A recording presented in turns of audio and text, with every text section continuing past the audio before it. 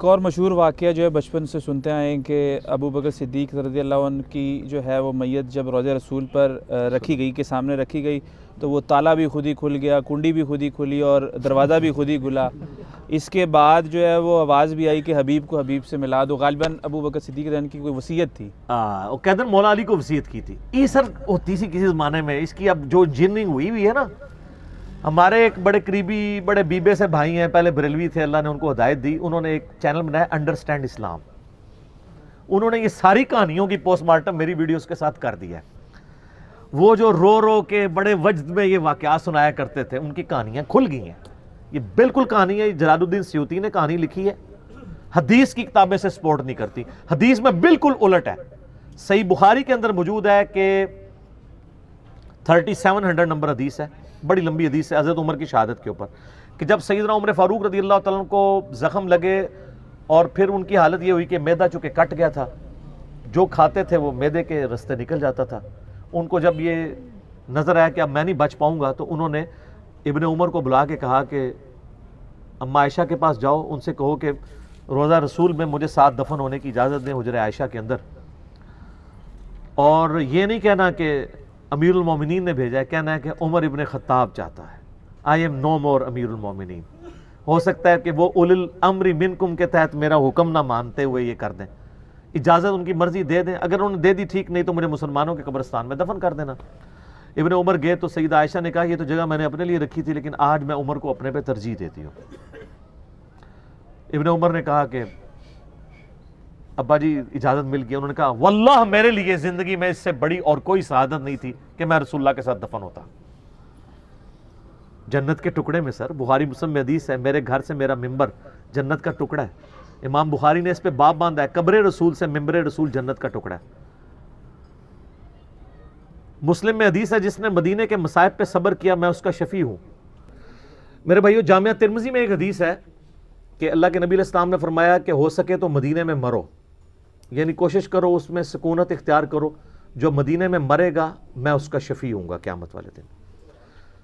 سیدنا عمر کی دونوں دعائیں اللہ نے قبول کی۔ بخاری میں حدیث ہے کہ سیدنا عمر یہ دعا کیا کرتے تھے، اے اللہ مجھے مدینے میں موت دینا، شہادت کی موت دینا، اور اللہ تعالیٰ نے ان کی دونوں دعائیں قبول کی، شہادت کی موت بھی ملی اور مدینہ شریف میں ملی، اور اس سے بڑھ کر نبی علیہ السلام کے ساتھ مدفن نصیب ہوا رضی اللہ تعالی عنہ وعلیہ السلام۔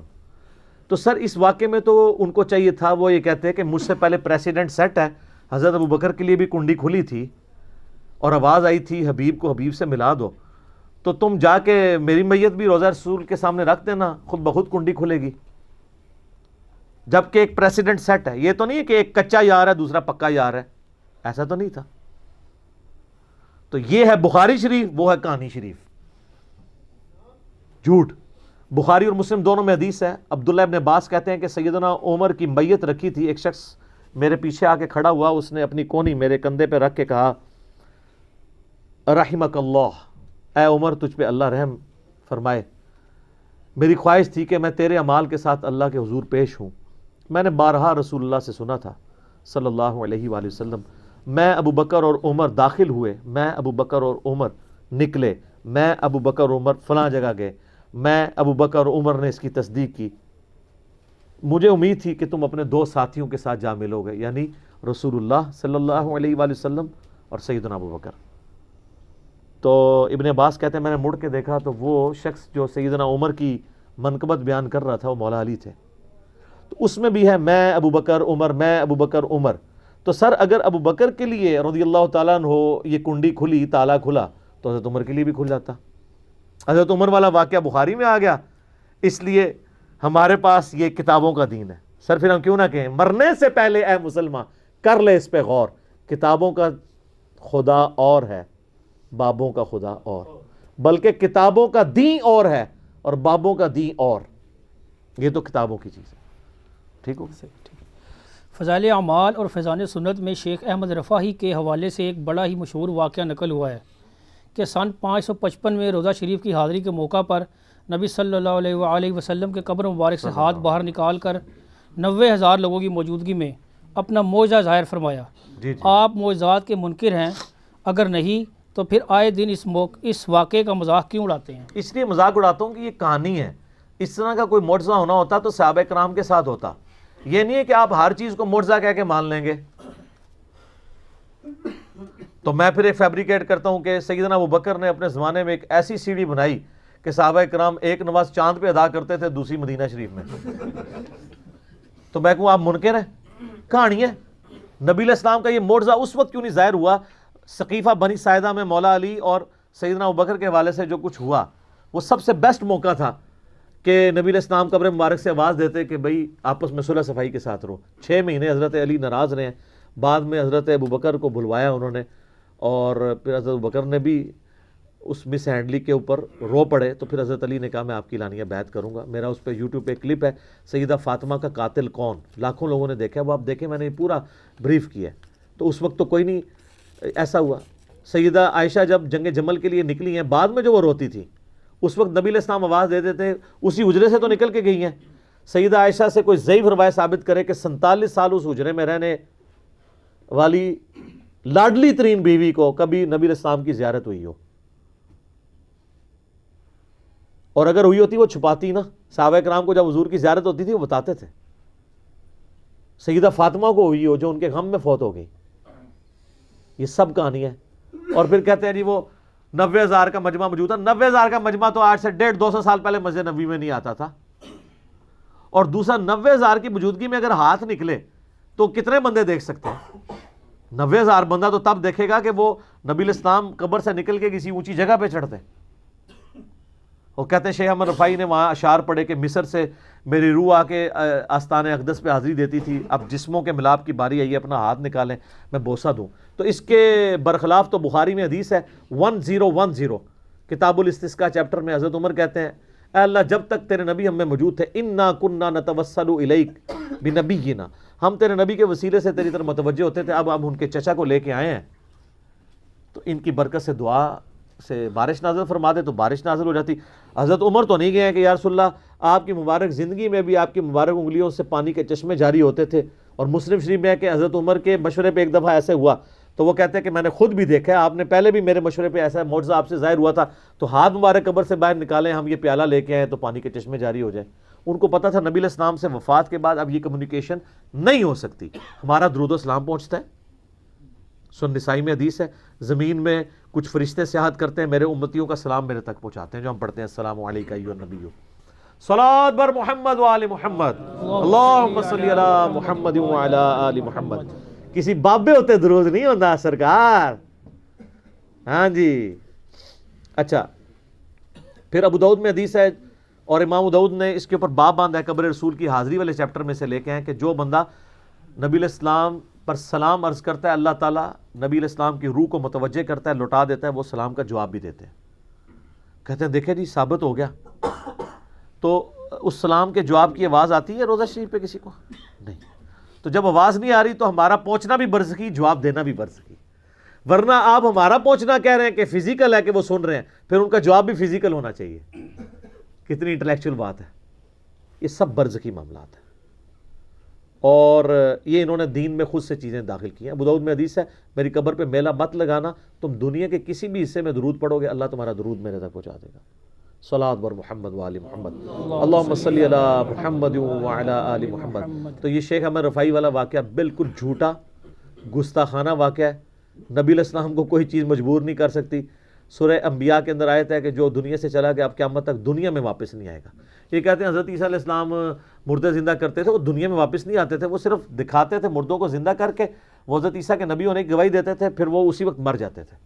چلتے پھرتے نہیں تھے نا, نا نا انج نہیں سی ہوندا. مردے اچھا کہتے ہیں حضرت عیسیٰ مردہ زندہ کرتے تھے, شیخ عبدالقادر جیلانی نہیں کرتا. دیکھو کیسی اینالوجی بناتے ہیں, کیسی. ٹھیک یہ جناب وہ برات ڈوب گئی, انہوں نے اپنی برات ڈوب چڑی اللہ کے فضل نال. سب کہانی ہے, جھوٹ, کچھ بھی نہیں ایسا ہوتا. یہ معجزہ تو نبی علیہ السلام کے حق میں نہیں ہے.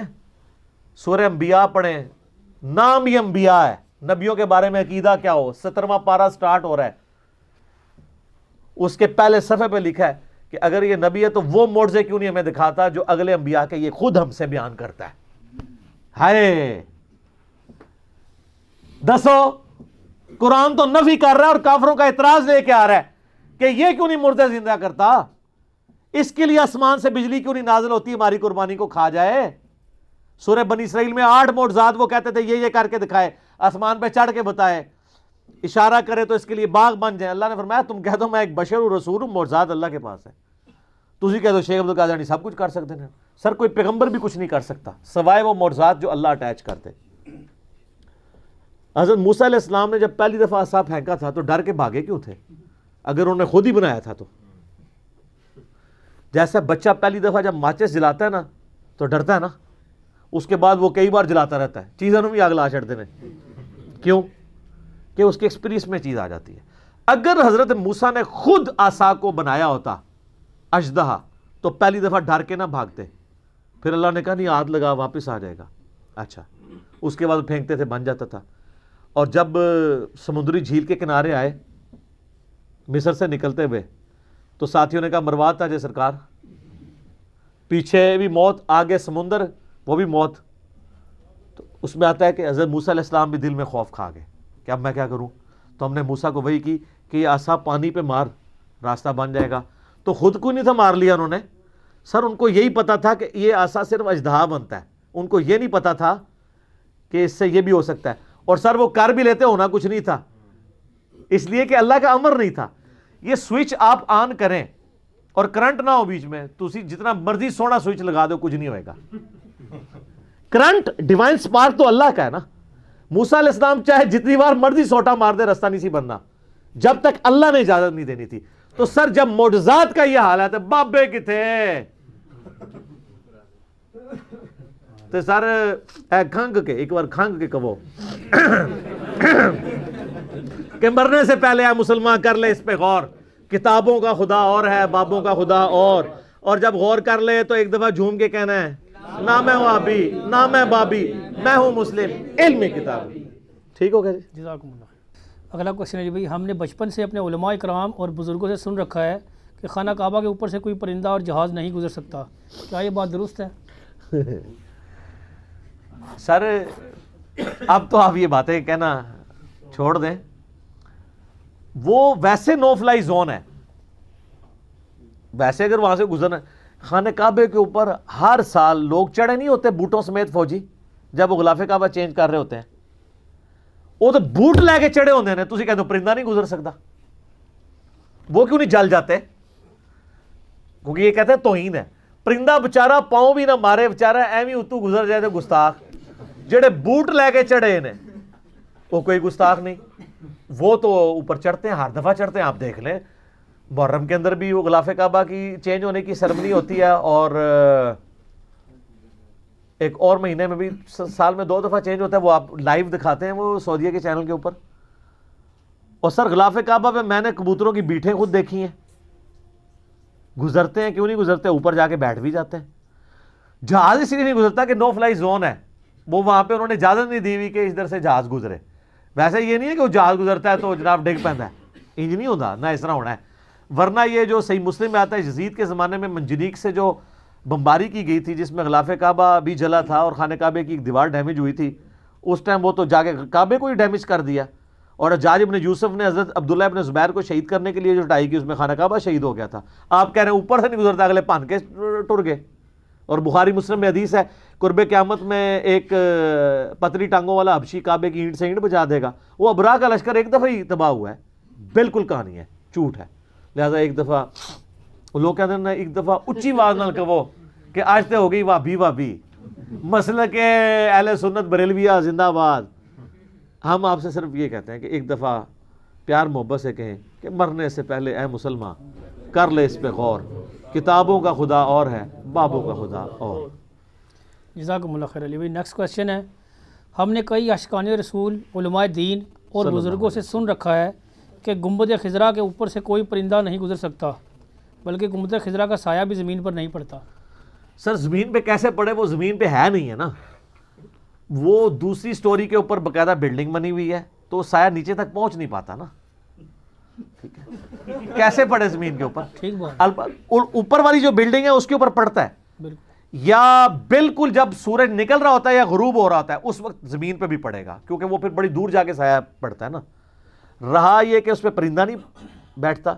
سر میں نے اپنی آنکھوں سے جب میں بریلوی تھا کئی پرندے میں نے گنبد شریف کی جو اوپر والی ٹپ ہے نا اس کے اوپر بیٹھے ہوئے بھی کبوتر دیکھے ہیں. وہ حالانکہ اتنی بڑی معمولی سی جگہ ہوتی ہے, بیٹھے بھی کرتے ہیں. اس میں کوئی گستاخی والی بات نہیں ہے.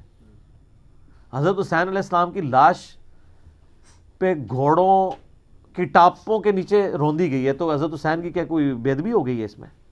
ان کا کوئی شان کم ہو گئی ہے؟ وہ تو کرنے والوں کی بدبختی ہے. حضرت حسین کی شان تو دن بدن بلند ہے. ٹھیک ہے, تو یہ بالکل جھوٹ ہے. سایہ بھی ہے اس کا, اور میں نے وہاں کئی لوگوں کو کہا کہ یار یہ تو دیکھو ہم تو یہ سنتے تھے کہ اس پہ پرندہ نہیں بیٹھتا, پرندہ بیٹھا ہوا ہے. سایہ بھی ہے, بالکل جھوٹ بولتے ہیں. اسی کے اوپر فیصلہ کروا لیں ان سے کہ ہم آپ کے مسلک میں آ جائیں گے اگر وہ سایہ نہ ہوا تو. مانے نا, یہ آپ کو کتنا عرصہ کہتا تھی کہ نبی علیہ السلام کا سایہ نہیں تھا, تو ہم نے اس کی بھی انجینئرنگ کر دی کہ یہ جو بال مبارک آپ زیارت کرواتے ہیں تو ان بالوں کے اوپر ہم ٹارچ روشن کرتے ہیں, اگر سایہ نہ ہوا تو آپ کی بات ٹھیک ہوگی. اور یا پھر وہ بال جالی ہیں, سارے جالی نکل آن گے, وہ بال نہیں جالی, کئی جالی بھی ہوں گے, ہمیں نہیں پتا. آپ کی بات جالی ہے. اچھا, اس کا جواب بھی انہوں نے نکالا جی. کئی پھر مولوی میدان میں اترتے ہیں, کہتے ہیں ہم جواب دیتے ہیں اصل میں جب وہ جسم عطر کے اوپر تھے نا اس وقت سایہ نہیں تھا, جب الگ ہوئے تیرے تھے 295 سی میں لواں گا. تو یہ کہہ رہے ہیں کہ نبی علیہ السلام کے مبارک جسم سے بال ٹوٹ جائے تو اس کی برکات ختم ہو جاتی ہے؟ اس کی والی بات منحوس آدمی, اوے منحوس. یہ مجھے اس نے کہا تھا نا ایک بندے نے, منحوس نے تم ہے, تیرا ہے عقیدہ. ہم آپ کو بتاتے ہیں سر, صحیح بخاری میں موجود ہے. ام سلمہ کے پاس کچھ تابعین اور صحابہ آئے تو انہوں نے نبی علیہ السلام کے بال مبارک ایک ڈبیا سے نکالے اور کہا کہ یہ نبی علیہ السلام کے مبارک بال ہیں. ہمارے محلے میں جب کوئی بیمار ہو جاتا ہے تو وہ پانی پیالے میں بھیجتا ہے, میں اس میں ڈبو دیتی ہوں, اس کی وجہ سے شفا ہو جاتی ہے. سر یہ کتابوں کا دین ہے, تہاڈی کوئی شاید تہاڈے پلے نہیں. تہاڈا عشق رسول بھی 2 نمبر نکلیا. عشق رسول آ کے ہم سے سیکھیں. تہاڈی گستاخانہ عبارتوں پہ بولنا بھی 2 نمبر نکلا. تہاڈے بزرگاں دی بھی گستاخیاں میں کٹ ماریاں. ہن ایتھوں آ کے لو, اج دی اسام الرحمن ایتھے ہے. اسام المہندس علی المفندین, المہندس ہو گئی ہے. ٹھیک ہے, علی المفندین, سارے سٹھ آئے وہاں پہ. بالکل یہ جھوٹ ہے. سایہ ہے, بال مبارک کا بھی سایہ ہے, اس کی برکات آج بھی ہے. ٹھیک ہو گیا. جزاکم اللہ خیر.